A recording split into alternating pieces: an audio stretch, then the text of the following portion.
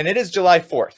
And July 4th is the national celebration of the founding of the United States, this Declaration of Independence, which a lot of people claim is a celebration of the quote unquote liberties and the freedoms and the quote unquote democracy that the United States represents. But you have made an argument that has gotten a lot of backlash from even so-called far left circles, socialists, people call themselves communists, that claim that what you are doing is actually degrading the founding fathers, and that your argument that the United States, the very formation of it, was a response to an incipient trend towards abolition is completely an affront to this bourgeois revolution that we should be celebrating, this freedom from the monarchy, which unleashed capitalism and created a progressive force in the United States. I think that this is a myth of American exceptionalism myself, because I think the reality of what we're living in, the fact that racism and white supremacy is very much with us and completely shapes material conditions in the United States, especially for Black people and our indigenous brothers, sisters, and others. So could you go over this argument for us that you have made, and could you counter this? Because I think that you have such a sharp grasp on history that and in a history that isn't really taught in schools at all. When the counter argument to you, what you write about is, I think, really what's just taught generally in textbooks with a kind of socialist veneer over it. So could you go over your argument of why the United States' formation is a counter-revolution, why it's so important to understand this on July 4th?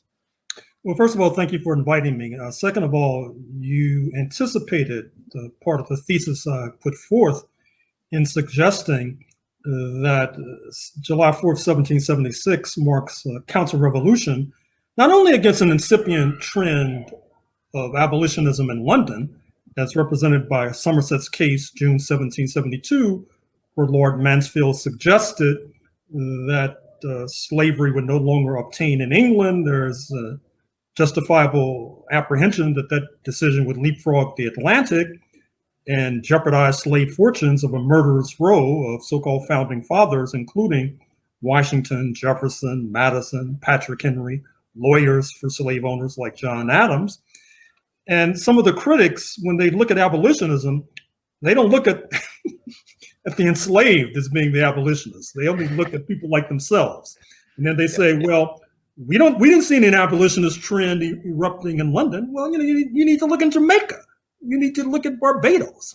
You need to look at Antigua, for example, where the settlers were not only running the risk of losing their lives because of slave revolts, but more importantly to them, losing their investments as well, which happened finally in what we call Haiti between 1791 and 1804, which hit the settler class, not least in North America, with the force of a Category 5 hurricane.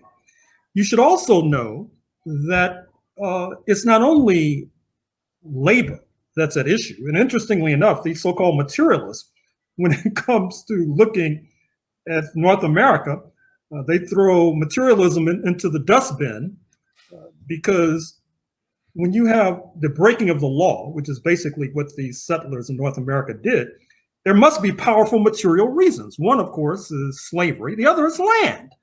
And in 1762, 1763, there was the Royal Proclamation where London expressed reserves, shall we say, at continuing to wage war against Native Americans, pushing west across the continent so that land speculators, real estate speculators, like the precursor of the most recent real estate speculator, speaking of Donald Trump, now speaking of George Washington, could profit handsomely.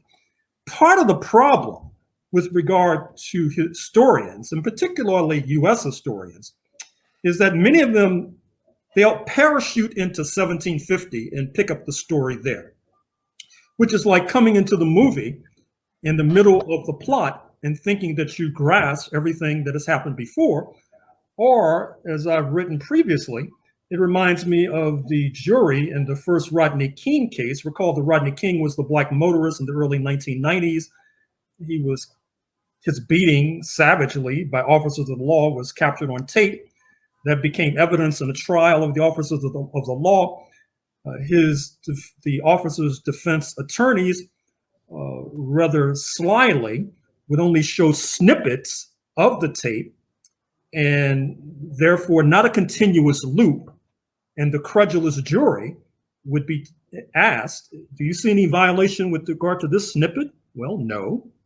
Maybe the officer just has his hand in the air and it doesn't show him cracking down on Rodney King's skull. And of course, the officers were acquitted and Los Angeles went up in flames. Well, see, this is part of the problem with these historians in the United States. Now, it may be due to the repression that has been suffered by people in the United States. It may be due to the fact that people like me were barred from archives until quite recently. But in any case, you rarely have these historians go before 1750, even though English settlement, as we know, starts in 1607. And then, as you know, in history, part of the issue in history is asking the right questions. One of the questions you should ask is, Spain had the first mover's advantage. After all, they sponsored Columbus in 1492. So how was it that it was London that is able to sail into what they call Virginia after the so-called Virgin Queen in 1607? And that's dealt with in my 16th century book, where I point out that Spain had established a settlement in what is now St. Augustine, Florida, as early as 1565, which of course calls into question the mythos of 1619. But in any case, they spent so much time battling the enslaved Africans who were there from the inception, not to mention the indigenous, that they wanted to confront the English as they sail into what they call Virginia in 1607, but they were too tied down, fighting the indigenous and the Africans, which brings me to my next point, which is that Spain had a religious qualification for settlement. You had to be Catholic. You had to be religiously correct. You could be an African and be a conquistador, as the example of Cuba helps to illustrate. London adopts the Protestant faith, if you like, as early as the 1530s, which unleashes a round robin of religious conflicts in order to gain a seat at the banquet of colonial plunder. London was not able to have religion as a qualifier, being Protestant as a qualifier. There weren't that many of them early on. And so they co-opt those with whom they had been warring for centuries, the Irish, the Scots, the Welsh, and from there move from religion to race as a qualifier, which is where we're stuck today. So I understand why there are so many, particularly amongst the Euro-American community, who celebrate July 4th, because it would be foolish to deny that those who had been persecuted on the shores of Europe, the Jewish population, the Catholic population, etc., they found a refuge and a sanctuary in North America. They left out the other half of the equation, which is that there were those, such as my ancestors and the ancestors of the indigenous, who found no refuge. And in fact, like a seesaw, as these European invaders went up, we went down. And that's the sad and tragic story of 1776, a sad denouement, which we're still reenacting, I'm afraid to say, in 2021. But I'm happy to say that increasingly you have a core of Black scholars and Black creators who are challenging the creation myth. Just as you pointed out in your opening remarks, it's not necessarily all coming from the poor and disenfranchised in the Black community. I'm thinking of the filmmaker Raoul Peck of Haitian origins and his spectacular 4-part documentary series, Exterminate All the Brutes, a sweeping castigation cum analysis of settler colonialism, a term conspicuously missing from the ordinary vocabularies of many on the left. You wonder, I mean, they use it with regard to Israel and Palestine. I mean, you had European invaders who came and ousted the indigenous. I mean, isn't that settler colonialism? I mean, come on. And of course, there is the book by the scholar Tyler Stovall, White Freedom, which critiques not only 1776, but the entire Enlightenment so-called project. And then, of course, there's the notorious 1619 project out of the New York Times. And of course, there's Ishmael Reed, the paramount Black intellectual of Oakland, who did this spoof of the Manuel Miranda extravaganza, Disney come Broadway extravaganza, Hamilton, where he points out the reality with regard to Hamilton marrying into a slaveholder's family. So I dare say that this mythology of 1776 is now on the ropes. Certainly, it will not survive this century, and it may not even survive this decade. Mm-hmm. Yes, exactly. You know, what you're saying is so critical, because how I see it, is there echo? I don't know. Maybe I can mute you. Hold on one second. Sorry, Gerald. So it's so important what you say, Dr. Horne, because settler colonialism, white supremacy, it is not being talked about in relations to this, not only this day, but I think just how we orient ourselves in this struggle, right? This struggle against the US power structure, capitalism, imperialism. And what I find so troubling is that when there are expressions of Black self-determination, like what we saw in 2020, this last year, into this year with the historic protests against racist policing, what we had experienced since 2014 in the death, in the vicious lynching of Michael Brown, we often are just having these debates where we even just have to introduce the idea of self-determination and settler colonialism, these terms that you're speaking of, just into the debate. And we have to start from scratch. I feel like that's where we often are starting. You wrote a great piece recently, actually, that was republished by the Monthly Review against, hold on one second. Remind me of the title of your recent piece. Against left-wing nationalism, that one? Yes, exactly. Left-wing white nationalism, excuse me. Yes, well, that sounds, which was incredible, because, I mean, it's saying everything that I think we at Black Agenda Report are thinking all of the time when it comes to how races and white supremacy is ignored, but the present experience of Black people in this country is bearing fruit. The majority of the world is experiencing white supremacy on a global scale.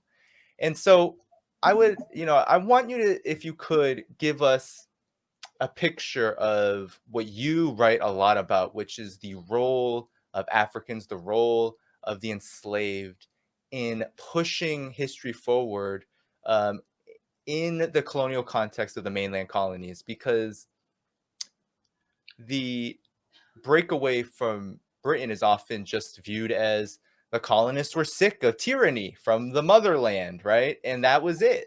But yet there were all of these rebellions that were happening, and you put up a very good argument that Africans en masse, the vast majority of them, the enslaved, were siding with the British, and that there were cases in Florida, in Spanish colonized Florida, where Africans were being armed and they were throttling South Carolina, for example. Could you speak to this in some detail for us? Because I think it's so important. And then how does it relate to the current historic experience of Black people in the United States? Well, you're raising a number of points. With regard to the revolt south of the Canadian border against British rule, once again, people need to ask the question, well, why didn't Canada revolt, for example? And particularly since you obviously have this restive population in Quebec. It was restive in the 18th century, it's restive today. And you know them by their fruits, by their fruits you shall know them. And so why is it that the so-called revolutionary republic established post-1776 has a pay or die system with regard to healthcare, whereas we can only dream at this point about the single payer healthcare system that people in Canada enjoy. Shouldn't it be the other way around? I mean, shouldn't the so-called revolutionary republic have the social welfare benefits? Isn't that what revolution is all about? Bettering the lives of the masses? But of course, we know that the vaunted Constitution and Bill of Rights did not apply to the African population nor the indigenous population. Take the vaunted Second Amendment, for example, the right to bear arms. The Second Amendment, boys and girls, did not apply to Native Americans and to Black people. Because if it did, the regime would have been overthrown. That is to say, the slave regime in particular, well before 1865, believe me. Likewise, you could even make an argument as a person who used to be a lawyer that you could make an argument that the Constitution pre-1865, in a sense, only applies in Washington, D.C., because the United States pre-1865 is like the European Union, and the federal Constitution has limited reach. And so if you look at the right to be free of illegal search and seizure, well, first of all, if you lived in a slave cabin, you had no right to keep the slave master out of the slave cabin if they wanted to barge in. I mean, hello, this should be obvious. And the fact that people either don't think about these issues or they think falsely and correctly about these issues helps to explain why we're in such a deep hole, why you had on January 6th an attempt to violently prevent the transfer of power from one bourgeois administration to another bourgeois administration, and why it is that the so-called European allies of the United States, as represented by Mr. Biden's trip to Europe just a few weeks ago, they're all hedging like crazy. I mean, they must be studying lessons from hedge fund billionaires in terms of how to hedge, because as they survey the landscape, they fully anticipate a return of the Trumpistas in November 2022, and certainly by November 2024. And if that case, in that case, of course, is Katie bar the door in terms of the further shriveling of democratic rights. And by the way, whatever democratic rights that we enjoy in North America, please do not give credit to these wig-wearing, tight pants-wearing, so-called founding fathers. That is to say that the rights we enjoy, we took over their objection. In fact, you can make an argument that some of the recent decisions of the US Supreme Court, circumscribing the right to vote, for example, the recent decision on Thursday, which gutted the Voting Rights Act of 1965, and its companion decision, which is the evil twin of the Citizens United case of a decade ago, which will allow a tsunami of dark money to flood into elections without any fingerprints on it. You can make an argument that the Supreme Court, in some ways, they're, as they say, they're going back to the original understanding. You should take them seriously of the Constitution, which did not necessarily include people like myself. And the sooner that our so-called left-wing friends wake up and smell the ink on the parchment of this overrated document, the better off we'll be. Which brings me to another point, which is that every rebellion against British rule is not necessarily a step forward for humanity. Look at Rhodesia, November 1965, when the Rhodesian Front, a runaway white supremacist regime, sought to emulate apartheid South Africa by breaking away from London's rule. This is today's Zimbabwe, because London, they thought, was moving to one person, one vote, jeopardizing white supremacy. And of course, Ian Smith, the leader of the Rhodesian Front, as I said in my book on Zimbabwe, he thought he was walking in the footsteps of 1776. He said as much, in fact. And if you look at Algeria, for example, when the French settlers in the 1950s began to revolt as they thought France was about to pull the plug on the settler colonial enterprise, they even went so far as to try to assassinate Charles de Gaulle. Was that a step forward for humanity? The fact that you're trying to prevent African majority rule?